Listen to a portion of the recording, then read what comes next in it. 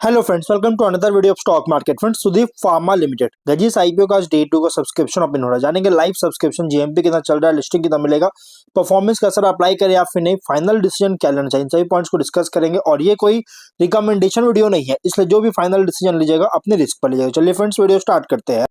तो guys, IPO 21 नवंबर open हुआ था और 25 नवंबर कल के दिन आईपीओ क्लोज किया जा रहा है। ₹1 का फेस वैल्यू है, 563 टू 593 रुपीज पर शेयर की प्राइस बैंड, 25 शेयर्स की लॉट साइज और कॉम्बिनेशन है fresh capital offer for sale का। जो कि अगर हम बात करें गाइस, कंपनी जो है 895 करोड़ का इशू साइज, जो कि 1.5 करोड़ शेयर्स का इशू किया जा रहा है, जिसमें से फ्रेश इशू 95 करोड़ का ओनली किया जा रहा है। जबकि ऑफर फॉर सेल 800 करोड़ का किया जा रहा है, मतलब कि 10% का ओनली फ्रेश इशू है, बाकी 90% ऑफर फॉर सेल है। बुक बिल्ड आईपीओ बीएसई और एनएसई दोनों एक्सचेंज में लिस्टेड किया जा रहा है। अलॉटमेंट डेट फाइनलाइज किया गया 26 नवंबर का। 27 नवंबर रिफंड रिलीज किया जाएगा।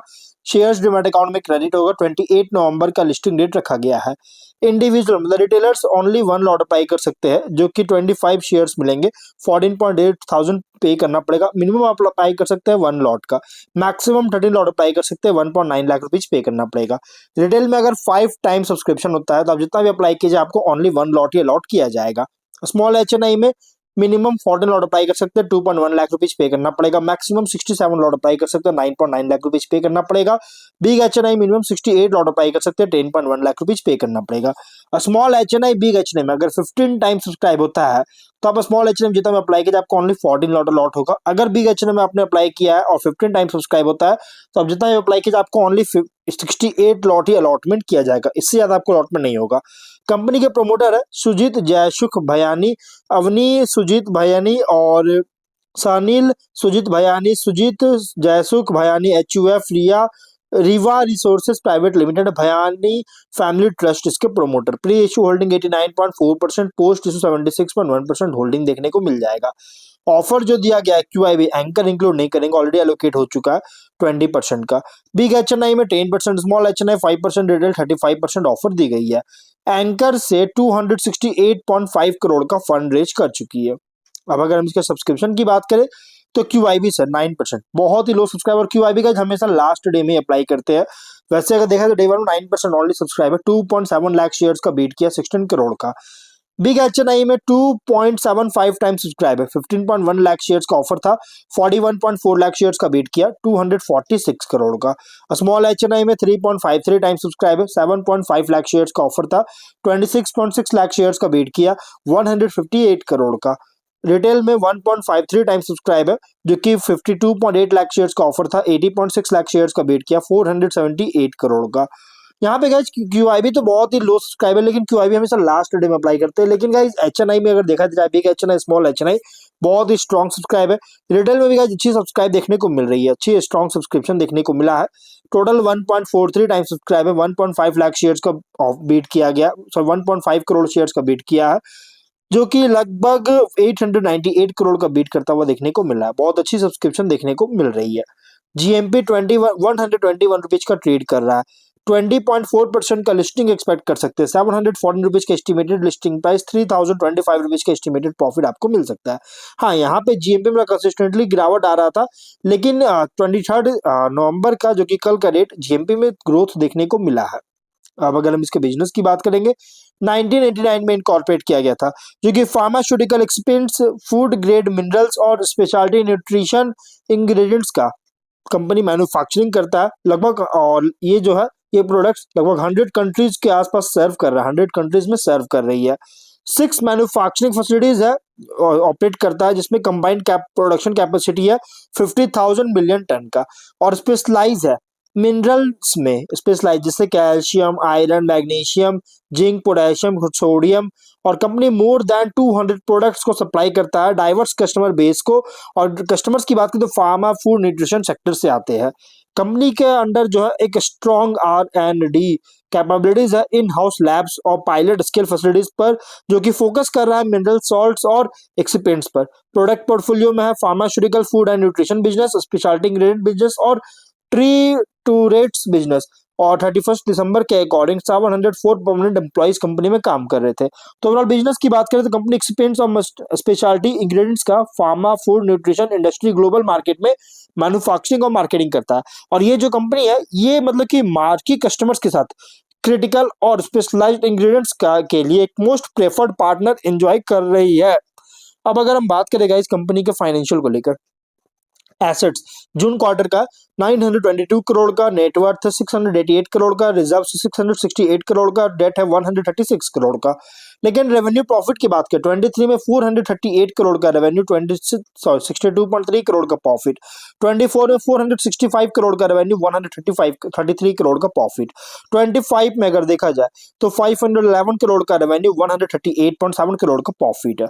और यहाँ पे अगर देखिएगा तो कंपनी का जो रेवेन्यू है ना लगातार इंक्रीज कर रहा है, बट 25 में 10% इंक्रीज किया रेवेन्यू में, प्रॉफिट में भी ग्रोथ है, लेकिन 24 की प्रॉफिट बहुत ही क्वांटम जंप हुआ था, लेकिन 25 में कोई खास ग्रोथ नहीं किया, लगभग ओनली 4% का इंक्रीज किया।